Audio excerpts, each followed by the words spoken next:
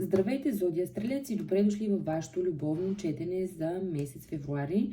Надявам се видеото да ви е полезно и да ви е интересно и да резонира с вас, но това е обща енергия, така че е твърде вероятно това да не се случи. Ако е така, просто подминете видеото. Може би трябва да изгледате някои от видеята, свързани с вашият асцендент или други силни разположения, за да откриете това видео, което резонира на вас и на сегашната ви ситуация.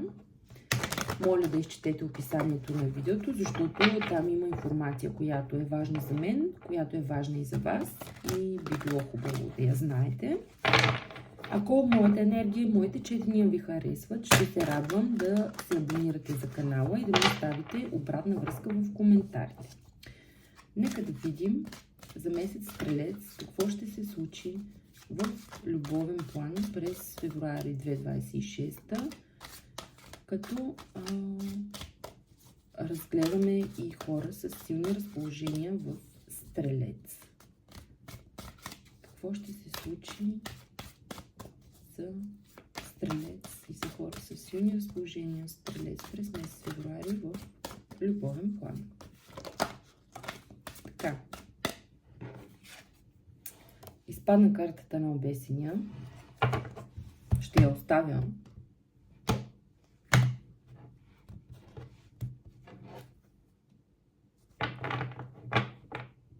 Долу на тестето 7 чаши. Нека видим останалите две карти.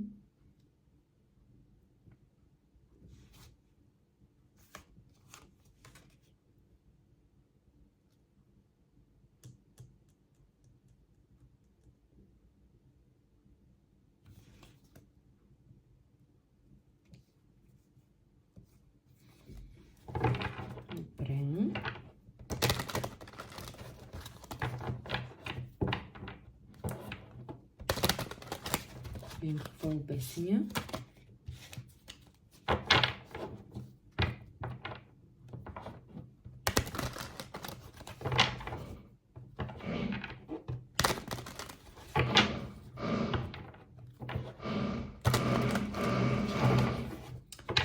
Съжалявам, тук се редуват всеки ден различни съседи, пробиват и правят ремонт.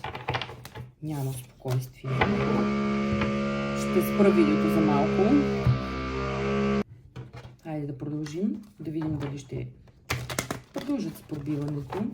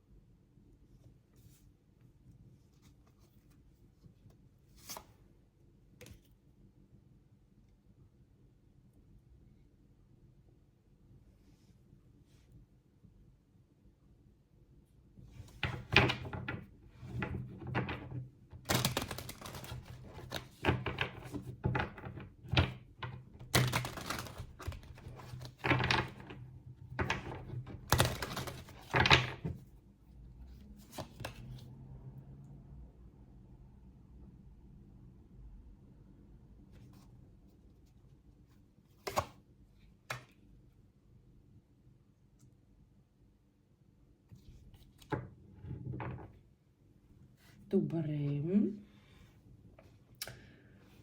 Доста интересни карти се паднаха. Тук също много така...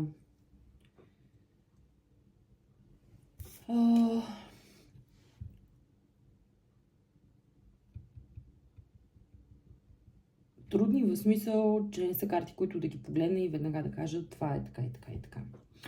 Общата енергия за месеца коя е? Енергията е, че вие ще имате някакви чудения, някакви мисления, много възможности. Ще обмисляте коя от възможностите е най-правилна по отношение на вашия любовен интерес. Най-вероятно. вашия любовен интерес за момента е човек, който някак си не виждате от него това, което ви се иска да видите. Хем прави някой път някакви романтични жестове, в следващия момент е някакъв по-затворен, в следващия момент показва някакви много малки наченки на стабилност, прави някакви предложения, но като цяло въобще не е стабилна енергия и е така един носещ се в пространството, увиснал поради някаква причина. Се е затворил в себе си, в едно такова състояние, ни напред, ни назад.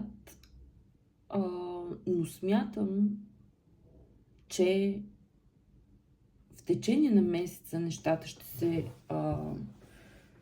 как да кажа, ще се нормализират, ще се оправят за вас, защото се паднаха много хубави карти. Паднаха с картите 4 жезли, 3 чаши, слънцето, 3 жезли.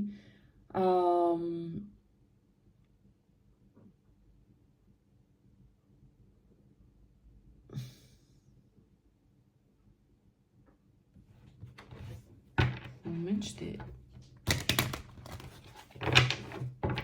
питам, ще присъства ли този човек на тези хубави моменти, на тези социални излизания, празници. Този човек ще присъства ли там?